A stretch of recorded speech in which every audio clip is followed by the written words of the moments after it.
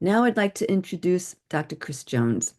Chris is the president of the Driftless Water Defenders, and as I mentioned before, a fierce advocate for Iowa's water quality.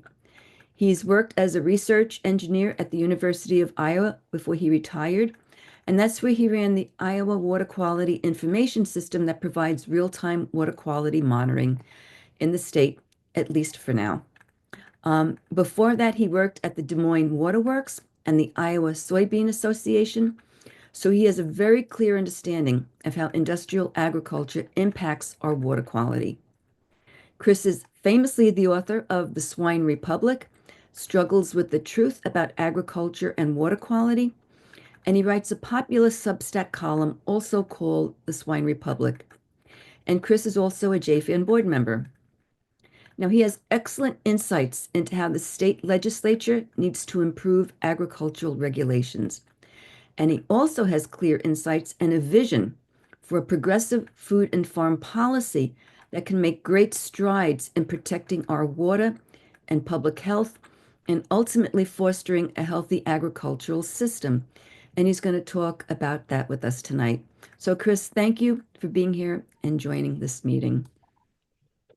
Okay, thank you, Diane. Thanks for inviting me here tonight. And when I listen to Gordon's presentation there, I'm reminded of something I've heard about this sort of work. And when we try to improve something like the Buffalo River, we need to remember there are no victories. There's only stays of execution. And that's because somebody is always there ready to take it away from us. And so I would remind everybody of that these are not really wins. They're only temporary stays of execution, and we have to be vigilant if we're going to preserve these jewels that we have left in the Corn Belt of the U.S.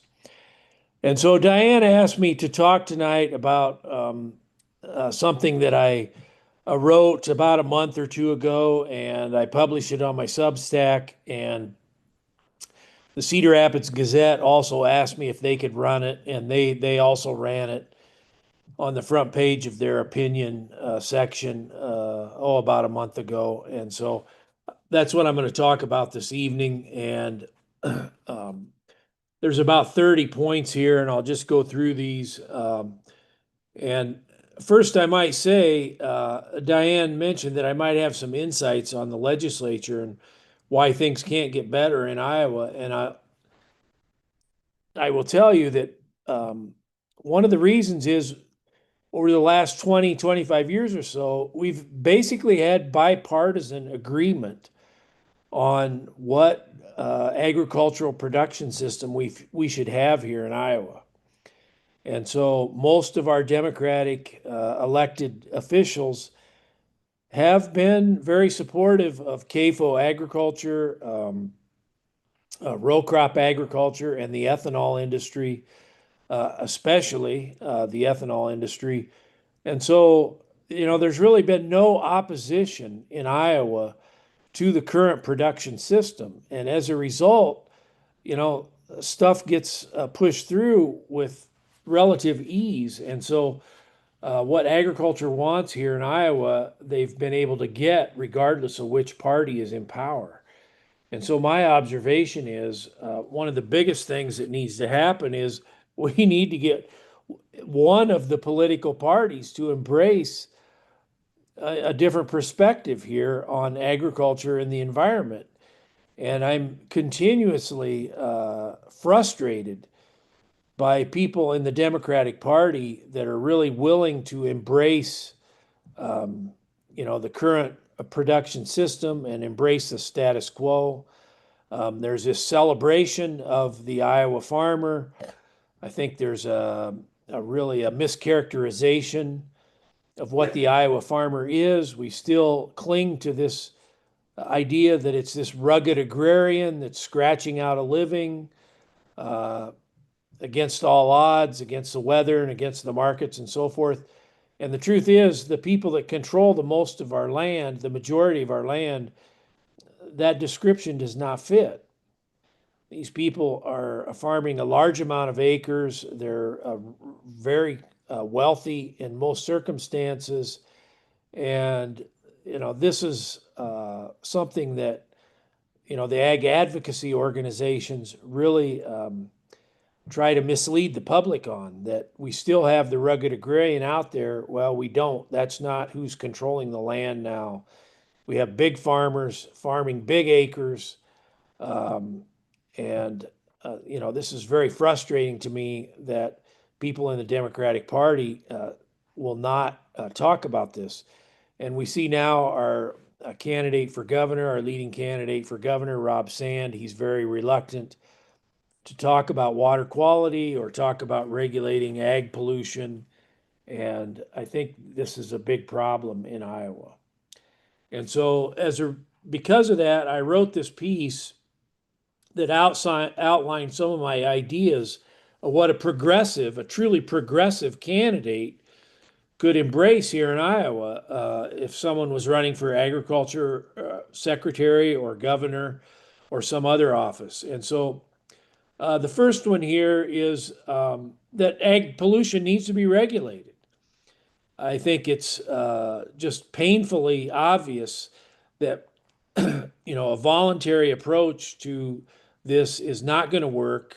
We've been waiting for production agriculture to voluntarily correct this situation for half a century now, and the evidence is just not there that they're going to do it without laws. And so I think any progressive candidate for office here in Iowa really needs to think about how we can regulate the pollution from agriculture. Number two I have is we need to return zoning authority for livestock CAFOs to the counties.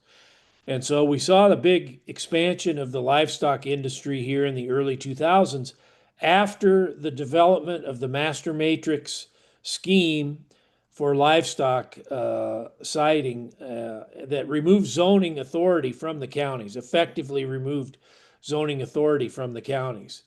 And we've seen that this has been Farm Bureau's approach in other states, Missouri especially, but also Wisconsin and the Dakotas. And Farm Bureau has worked very hard to remove local authority for zoning of livestock facilities.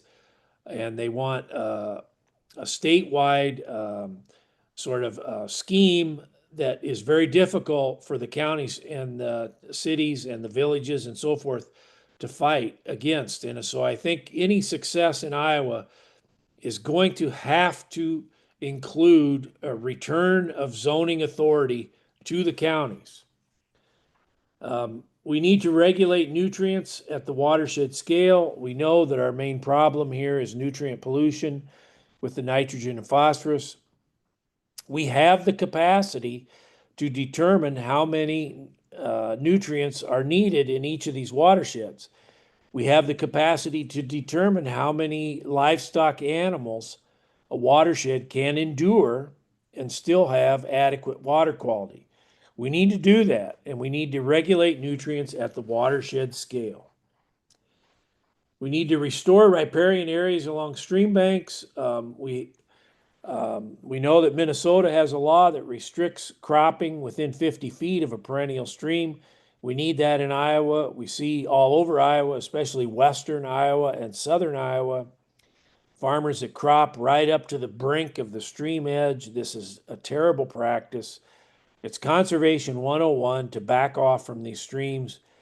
If we cannot protect these riparian areas in Iowa, then it truly is hopeless. And so we need candidates for office to support this practice where we move farmers back from perennial streams. A lot of our problems here in Iowa are caused by agricultural drainage tile. We have a network of porous pipes that probably about 2 million miles of these pipes that underlie our farmed fields in Iowa. This is the primary reason we have a nitrate problem in Iowa, is these drainage tile.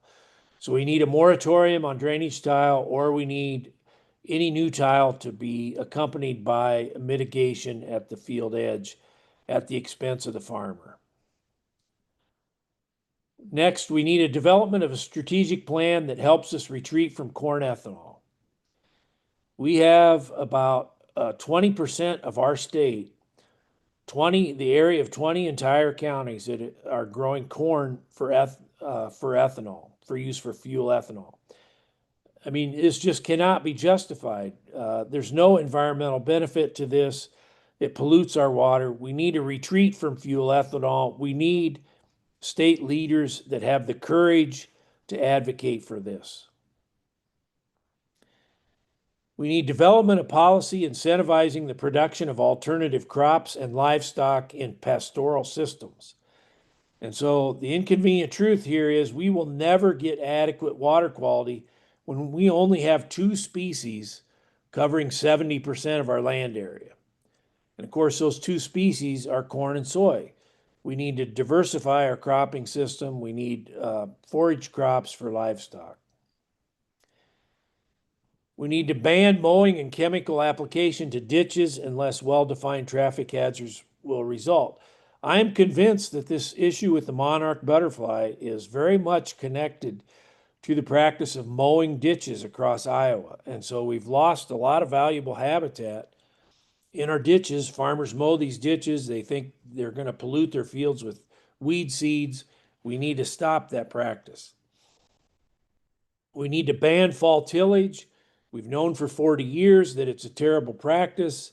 Why do we allow it when it's clearly not necessary for robust crop yields in the corn and soy system?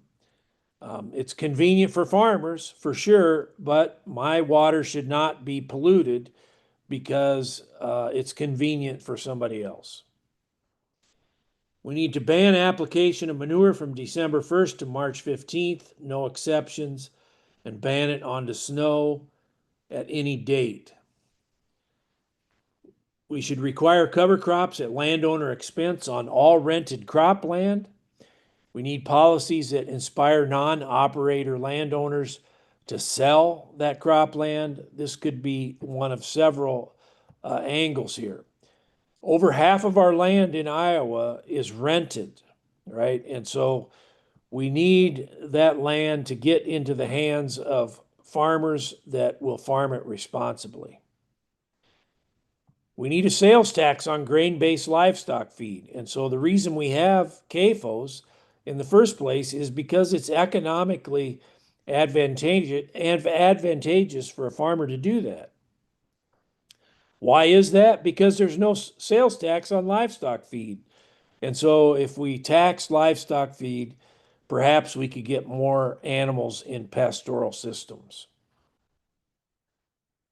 We need to get corn and soybean off of marginal land. If you don't know, we rate our farmland using a corn suitability rating in Iowa. And everywhere it goes from 0 to 100.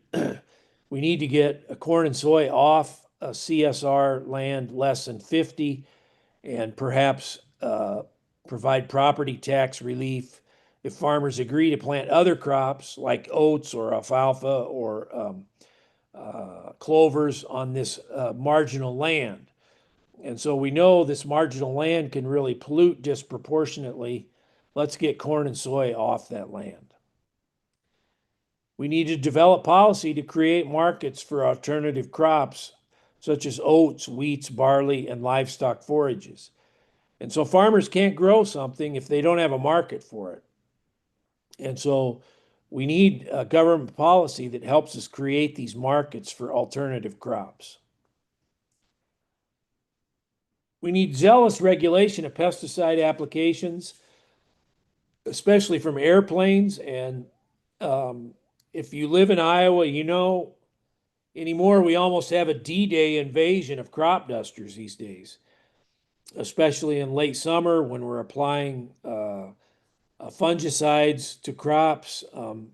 We're killing oak trees all across the state. We're killing orchards. We're killing grapevines.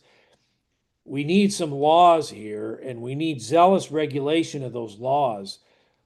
This has really become common, and I think it's really epidemic. And so we have a lot of our fish kills in Iowa that are caused by these crop dusters. And this is something that really has an urgent need, I think. We need onerous penalties for those in agribusiness that are killing our streams. We've seen over and over again over the past 5 years how these agribusiness giants have released chemical and fertilizer into streams and killed entire rivers. And so this happened down at Red Oak with New Cooperative. It happened up on the Turkey River with the Three Rivers Cooperative. We see Agristar up in Postville polluting the Yellow River for years on end without any sort of punitive action from DNR. We have CJ Bio up in Fort Dodge, killed Lizard Creek here earlier this year. We cannot badger farmers to do better when we let these agribusiness giants just kill entire streams. We need elected leaders to address this. Get these bad actors out of the state. I don't understand why we tolerate this as citizens. This is a terrible thing, and there should be an uproar over this. I also think this environmental condition that we have here in Iowa is very connected to the decline of rural Iowa. We've got 99 counties in Iowa. We have 70 of them losing population. We have so many of our towns across Iowa that used to be prosperous. Now they're not. They're losing population. Their infrastructure is crumbling. We need policy that corrects this. And so how can we connect food production to rural development in Iowa? I think we need policy to do this. And so some of these ideas I have are a free fruit tree for any Iowan that wants that.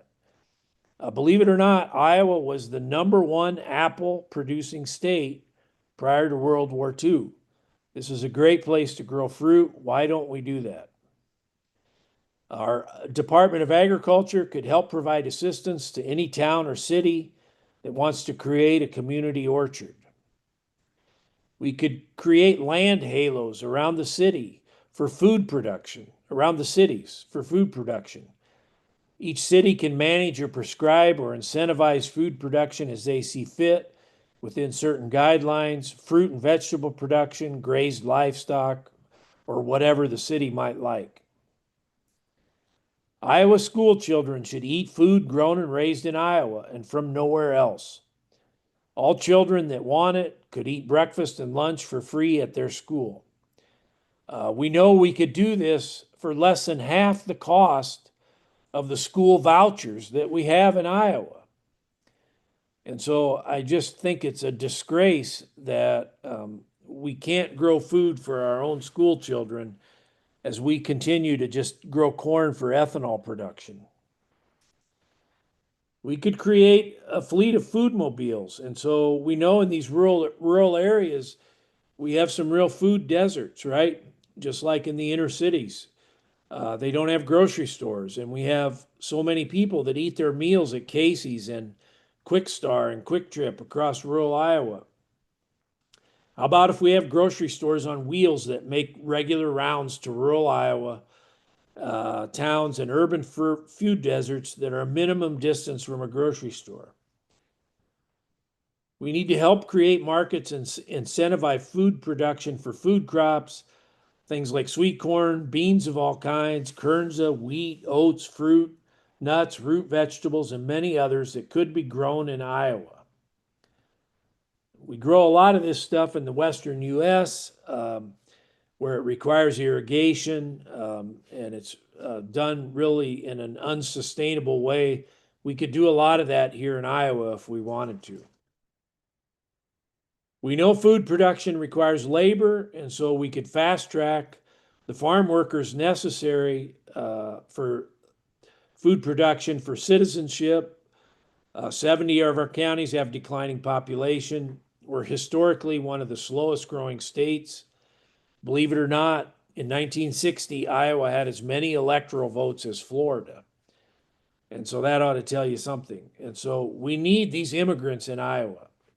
Immigrant labor could help revitalize rural Iowa, and field workers could be trained to work in all facets of food production, including processing, storage, and distribution. We need more parks in Iowa. We are 48th or 49th in the amount of public land. Um, I look at Arkansas and Missouri, who have both have problems with ag pollution, but they also have a lot of public land. And so Arkansas passed a bill similar to Iowa's I Will, but Arkansas funded theirs, right? And so Arkansas uses their sales tax to fund natural areas and fund their parks. Why don't we do that in Iowa? We could easily do it. We need more parks, and why Democrats don't run on this sort of thing, on more parks for Iowa, I don't know. It's so painfully obvious that we do not have enough areas in Iowa to enjoy nature. Lastly, we need to separate the College of Agriculture at Iowa State from the clutches of big agriculture, and we need to return it to the public. This incestuous relationship between corporate agribusiness and land grant research is a disgrace to our state. That's just the bottom line. And this is supported by tax dollars in just a multiple of ways. It's a malignant tumor for us, and it's contributed to our water pollution in a very large way. And so I'm not sure how we do this, but I think elected people need to take a stab at this. Our enforcement agency in Iowa is the Department of Natural Resources. I think enforcement in Iowa is terrible. I mean, what can you say about it? It's almost non-existent. And I think DNR is unsalvageable in my view. I think the culture there is very pro-agriculture.